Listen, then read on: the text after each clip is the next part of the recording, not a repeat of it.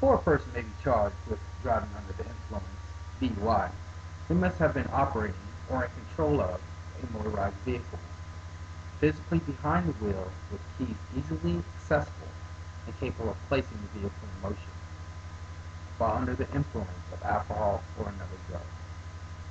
The field sobriety test, FST, is used to determine if probable cause exists to detain in the event of someone suspected of DUI. There are three FSTs that the military police use to determine if a suspect is DUI. The one-leg stand, the walk and turn must be used. The horizontal gaze nystagmus, HGN test, may be utilized if the patrolman has been formally trained in the state of Georgia.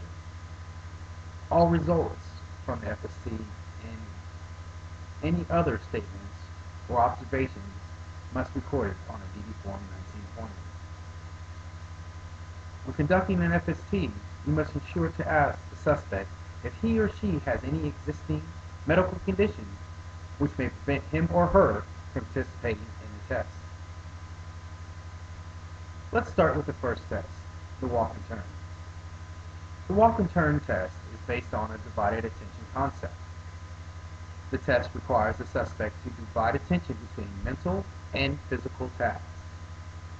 The mental tasks include comprehension of verbal instructions, processing the information, and the recall of memory.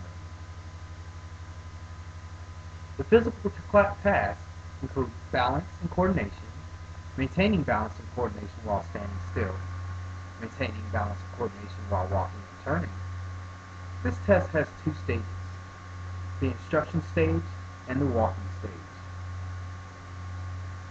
Terminate the walk and turn test if the suspect steps off the line 3 or more times, falls or nearly falls, or gets into a leg lock position, which is legs crossed, not able to move. There are a maximum of 8 clues on this test. If a suspect exhibits at least 2 clues out of the 8 clues, the implication is the BAC is above .08. If the person exhibits less than 2 clues, the implication is the BAC is below .08. This criterion is 68% reliable. The second test that military police use is the one-leg stand. The one-leg stand is also based on a divided attention concept.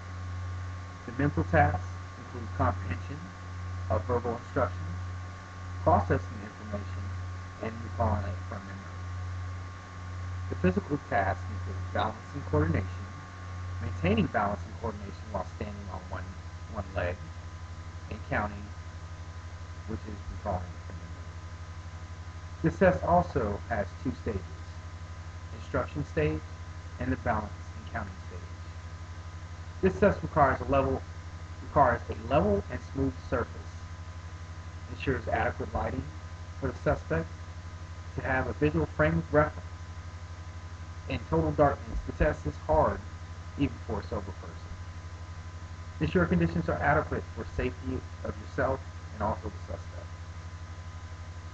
Terminate this test if the suspect puts his or her foot down 3 or more times, falls, or nearly falls. There are a maximum of 4 clues in this test. If the suspect exhibits 2 out of the 4 clues, the implication is that the suspect's BAC is above .08. If the suspect exhibits less than 2 clues, the implication is that the suspect's BAC is below .08. This criterion is 65% accurate. Lastly, the horizontal gaze nystagmus is the last test that we use as military police. It's relatively a new field sobriety test, and it's fairly accurate if administered properly. Once a patrolman determines that it's best, to the best of his or her knowledge, the driver does not have a medical condition that would affect the eyes, the patrolman conducts the HGN test. The patrolman is looking for 3 indicators. of impairment in each eye. If the eye cannot follow a moving object smoothly, if jerking is distinct when the eye is at maximum deviation, and if the angle of onset of jerking of the eyeball instead of smoothly tracking is within 45 degrees or so. If between the two eyes 4 or more clues appear, the suspect likely has a BAC of 0.10 or greater. In conclusion, we briefly discussed the 3 FSTs that military police use to determine if a suspect is DUI.